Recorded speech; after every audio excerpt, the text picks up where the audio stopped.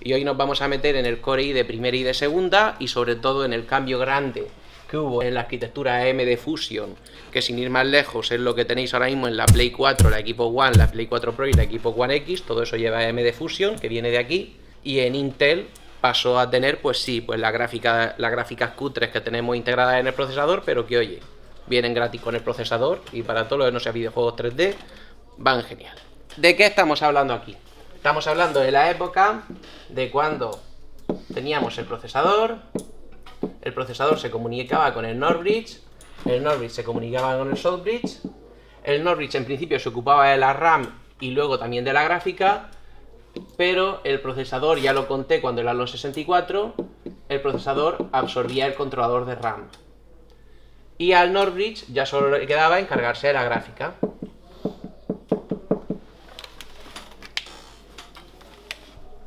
¿De acuerdo?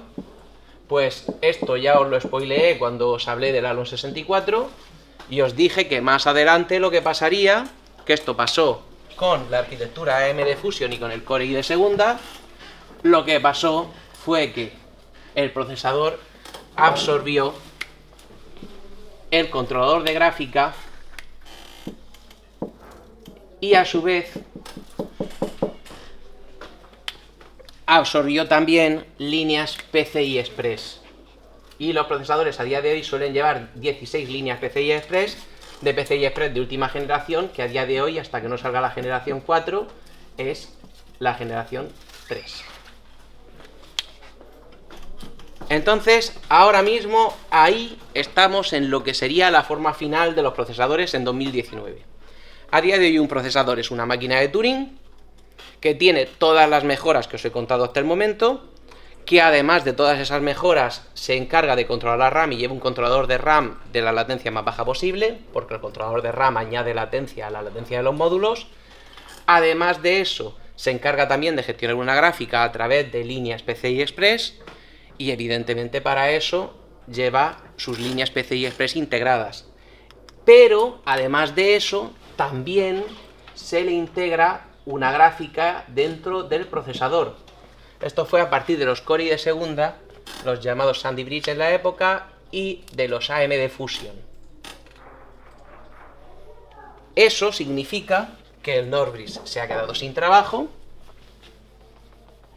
aumenta la integración, porque tenéis que tener claro que siempre fabricar menos cosas pero más potentes es más barato que fabricar más cosas que sumen conjuntamente la potencia. Entonces, a día de hoy, como os adelanté, chipset se le llama a esto, conjunto de chips es un chip solo, que es el South Bridge. No es el nombre más absurdo de la informática, pero que tengáis claro que es un poco absurdo y de dónde viene. Y ahora mismo un procesador lleva, como os he dicho, procesador, controlador de RAM, líneas PCI Express, gráfica integrada, y a día de hoy un mínimo de 2 cores. Ya no se venden procesadores con un core, y normalmente esos cores a su vez llevan SMT o hiperthreading, multihilo. Y todo eso en un encapsulado así, que realmente el procesador muchas veces es así de pequeño, y te lo venden por 50 euros. Eso es un procesador a día de hoy. Las gráficas integradas, esto parece una nimiedad, parece poco importante, pero lo es mucho, porque esas gráficas integradas son muy importantes para sistemas embebidos o para sistemas portátiles. Intel no fabrica gráficas y AMD sí. Entonces, el rendimiento de gráficas integradas de AMD históricamente siempre ha sido más alto y a día de hoy lo sigue siendo. Es por eso que cuando Microsoft o Sony necesitaron procesadores para la PlayStation 4 y para el Xbox One, en lugar de hablar con Intel, hablaron con AMD. Porque comprándole el procesador a AMD, le compraban procesador con gráfica integrada y las consolas son más baratas de fabricar y tienen gráficas más rápidas, que es lo que necesita una consola de videojuegos, principalmente potencia de gráfica más que potencia de procesador. Y todos los rumores de la PlayStation 5 y de las sucesoras de la Xbox One van por el lado de nuevo chip de AMD, esta vez basado en Ryzen y basado en Polaris, que va a ser la nueva arquitectura de gráfica. AMD, como quería hacer hincapié en que las gráficas de AMD son más potentes y que eso se podía usar para más cosas, acuñó el concepto de APU. Bienvenidos a mi pesadilla. El personaje de los Simpsons no. Oh, aleluya, problemas resueltos, teníamos un bizcocho. Vale. Simplemente, en lugar de unidad de procesamiento central, Central Processing Unit, le pusieron la A de avanzado, unidad de procesamiento avanzado.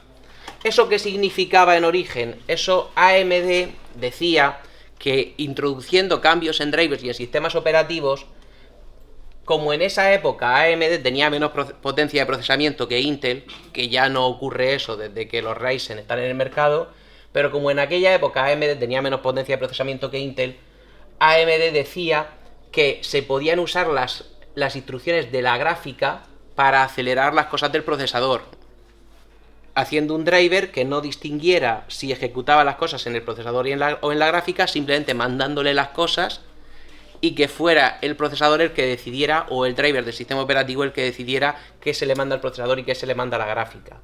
Eso como idea es muy buena, a día de hoy AMD sigue vendiéndola, pero han pasado ya muchísimos años y a día de hoy eso no está funcionando. Entonces, cuando veáis eso y veréis esa información y se sigue vendiendo la idea de usar el procesador y la gráfica como si fuera uno solo, llevad cuidado con eso, porque eso es una promesa que se lleva repitiendo muchos años y no se ha cumplido. AMD pretendía eso, Intel evidentemente no se quedó quieta, e Intel contraatacó con una cosa que llamaron QuickSync. Las QuickSync son instrucciones SIMD, instrucciones que en una instrucción operan sobre muchos datos, y lo interesante que tienen es: la posición de mercado de AMD era: tenemos gráficas muy potentes, procesadores poco potentes, queremos usar las gráficas para hacer cosas de procesadores.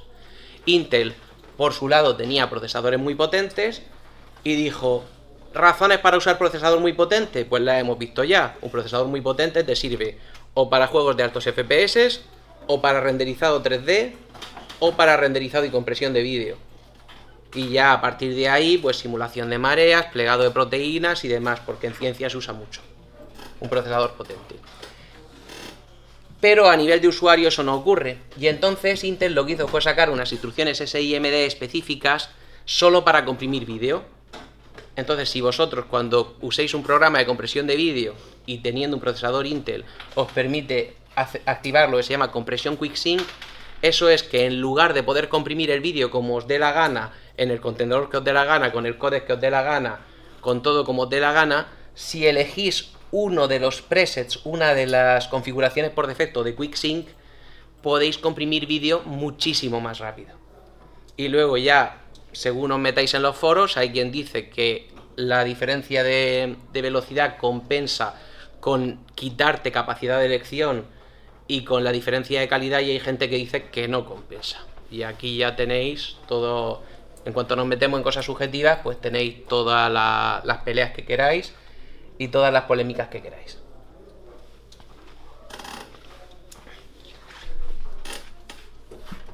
¿De acuerdo?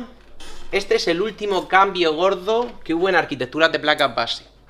¿De acuerdo? Ya solo nos quedan unas pocas cositas más por ver de lo que fue pasando en los cambios desde esto que estamos hablando del Core i de segunda, de esa época, hasta ahora que estamos con el Core i de novena.